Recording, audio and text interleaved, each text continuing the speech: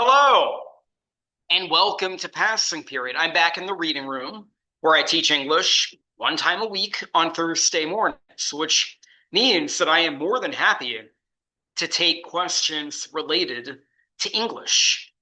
Anyway, I am your host, Mr. Meyerowitz, and today I will address yet another question from one of my students or former students related to a topic relevant or increasingly more and more tangential to concepts from class. Today's question comes from an alumna, Maya. She writes, quote, "Do you think pseudoscientific personality typing systems are useful? Also, what do you think about the role of humor in modern day journalism and media? Should there be more, less, or is there just enough?" Thank you, Goldilocks. Well, any normal chatbot would need a break between these, but I'm going to attempt to discuss both, like sitting on a pole over a moat full of gators and a sword down my throat, while juggling labubus that are on fire, because the only good labubu is a combustible one. Okay, let's start with pseudoscientific personality typing systems. The ones that ask which Friends character or Winnie the Pooh animal or Harry Potter house I'm in. On the one hand, these are more or less based on the same set of traits that define animals in the Chinese zodiac. I'm pig, by the way, or astrological constellations. I was born under the sign of Gemini, which is apparently a Google AI. I've never had my tarot cards or my palm read. I'll hold my palm to the camera in case someone would like to do an inspection. And generally speaking, I don't believe in crystal balls or magic 8 balls, psychic readings over the phone or behind a curtain at the fair, or even prophecies that I will be happy or unhappy with someone based on the month or year they were born in. Color me skeptical. But I do understand their appeal. Pseudoscience is a long history of attraction. In fact, P.T. Barnum and Ripley's Believe It or Not have made very lucrative careers showing people, animals, and other curiosities that defy our basic understandings of matter or physics. Of course, personality quizzes don't operate on the same shock principle, but they do seem constructed to buy your attention like those other things and then offer you something predetermined. The strong man is strong. The bearded lady is bearded. And you are Eeyore because you enjoy solitude. We call that the Barnum effect, named after the showman P.T. Barnum, who boasted about his acts that, quote, "there's something for everyone." In this case, being solitary or enjoying alone time applies to just about everyone sometimes, which means that everyone is Eeyore if this is the essence of their personality sometimes. You might also recall from psychology the idea of confirmation bias, wherein the test subject essentially looks for patterns that support their outlook. You go into the quiz wanting to be Eeyore, you answer the questions the way you believe the sad stuffed donkey would respond, and lo and behold, you are Eeyore. Pseudoscience works on two major principles. The outcome seems prescriptive.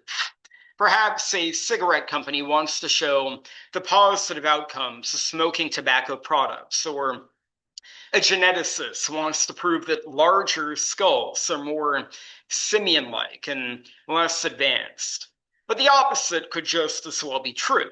Tobacco products cause cancer, and larger skulls are indicative of more developed brains. These are, of course, more extreme examples guided by disinformation or downright racism. Personality quizzes, on the other hand, are meant to be taken lightly and not to be absolutely determinative and to get your attention more than alter your beliefs or values. Pseudoscience also operates on a shadowy method or a fundamental lack of one.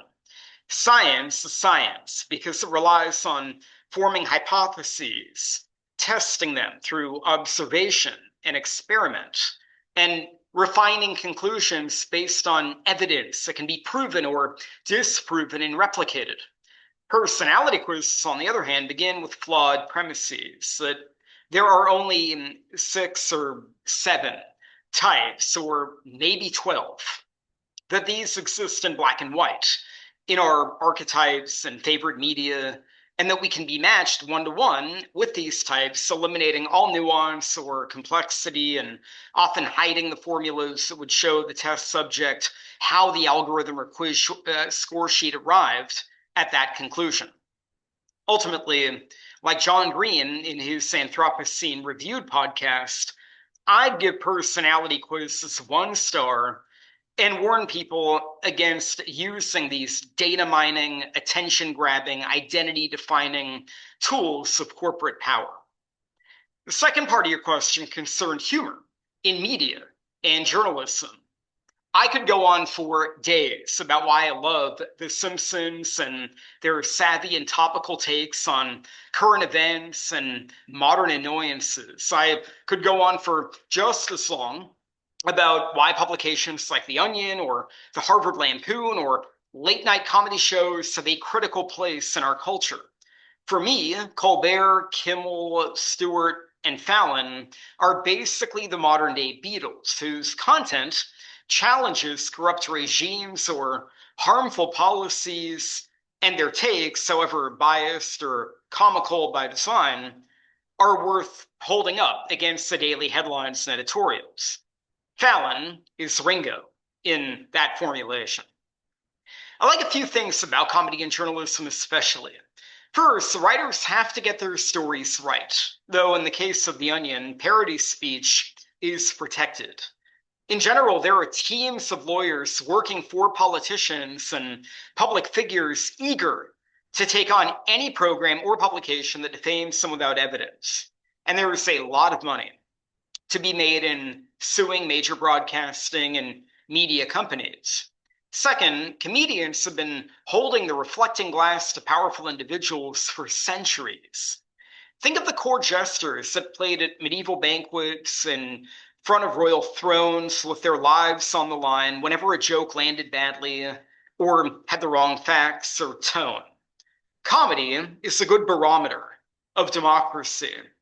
If comics can go on television, accept prestigious honors, and satirize state business, and free speech is in session, and politicians expand the arena of our collective expression. If there is no comedy, and writers and reporters are all expected to kowtow or polish the marble statues of their esteemed public figures, then speech and expression are endangered. The Washington Post, which brought Watergate to the American public, has for decades used the tagline, quote, "Democracy dies in darkness." In this case, darkness can mean the lack of levity and humor.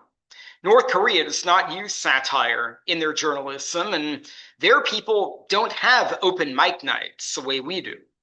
Comedy clubs follow different rules in different countries and often limit more forms of speech than we do in the US. So stay aware of our comedy media landscape. If it's thriving and diverse, our democracy is in good shape. If all comedy begins to sound the same and target the same group or same individuals, especially ones on the margins, then we may be moving toward democratic collapse. Let's embrace the freedom to laugh.